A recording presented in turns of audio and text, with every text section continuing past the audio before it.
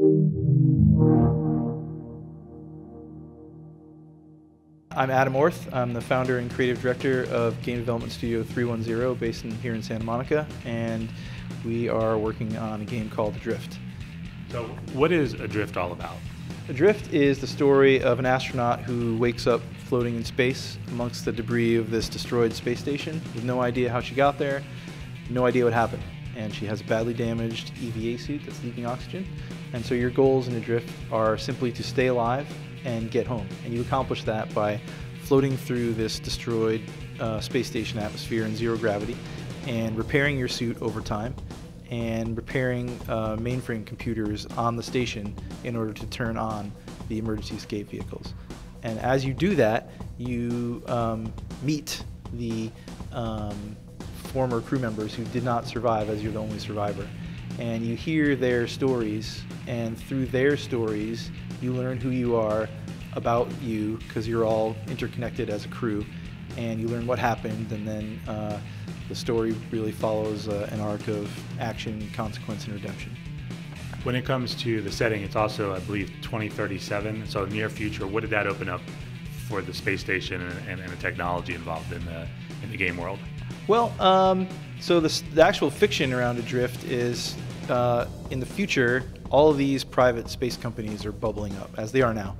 And this one in particular, Hardeman Aerospace, is they've figured out a way to extract oxygen from terrestrial plant life in space. So they've taken plants up into space to kind of extract oxygen as a sustainable resource so they can colonize the moon and have a renewable resource of oxygen for interiors and stuff like that.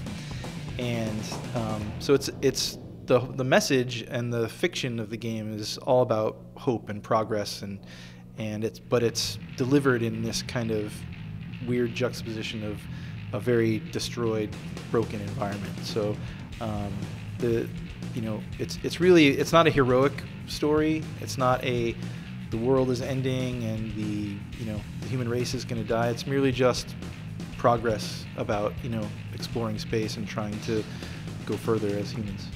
How do the choices the player make impact the different endings you guys have? I don't want to super reveal that, but we do have a couple different ways the game ends, and it's since the game is an FPX, a first-person experience, so it's totally narrative driven. But we do have a bunch of rich game mechanics, and it's got a little bit for everyone. And I think the way the game ends differently is through narrative, and the way the story is kind of doled out depends on what you did during the game. I don't want to reveal what you have to do, but it's pretty cool.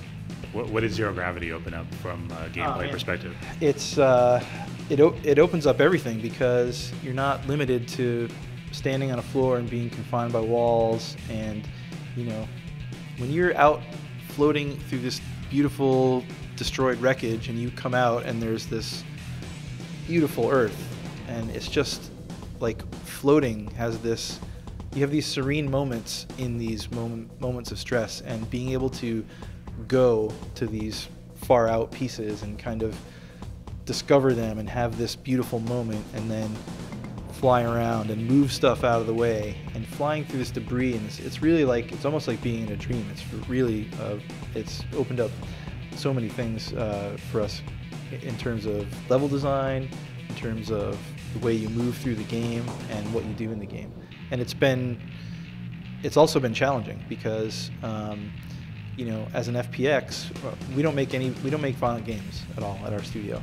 And taking the gun and the enemies away in a first-person experience is very hard to make something compelling and still do stuff with your hands and touch the world and affect the way the world moves around you. So we've just really had a really good experience with it, but it's been really hard. And I would say, if you're going to make a game like this, take more than a year, because there's a lot of stuff we couldn't do that we wanted to do.